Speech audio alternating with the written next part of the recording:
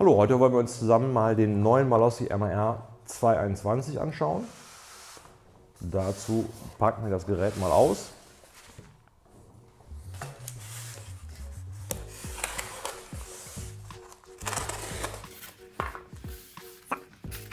Bekannt vom alten MAR, der Zylinderkopf, Langgewinde-Zündkerze, die passenden Zentrierbuchsen dazu, damit der Zylinderkopf nachher symmetrisch auf dem Zylinder sitzt. Und dann schauen wir uns den Zylinder einmal an. Auch der neue Malossi MAR kommt mit einem Vertex-Kolben mit nur einem Kolbenring.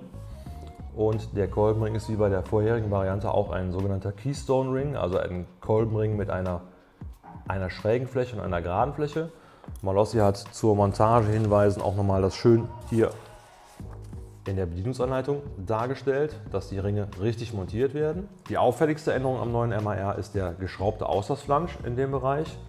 Der bisherige MAR hat den Auslassflansch noch angegossen. Sollte es also hier an diesem Aluminium-Auslassflansch zu einer Beschädigung kommen, ist es sehr, sehr schwierig, den Zylinder wieder zu reparieren oder weiter zu benutzen.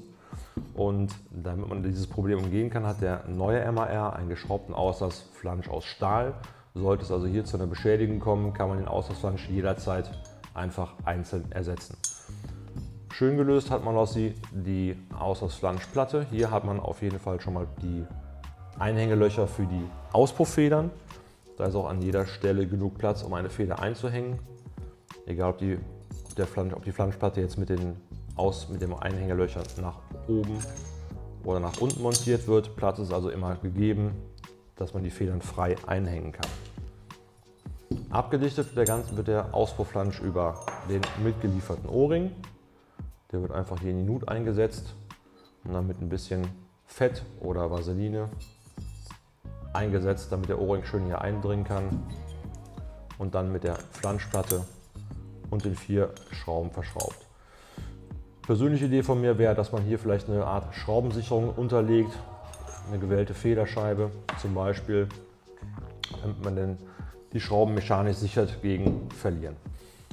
Von den Kanälen her und vom Auslass her erinnert der Malossi ganz normal an den bisher bekannten MAR. Da sind keine optischen Auffälligkeiten.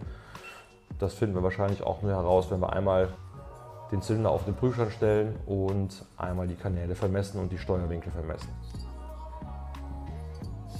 Das ist der neue MAR.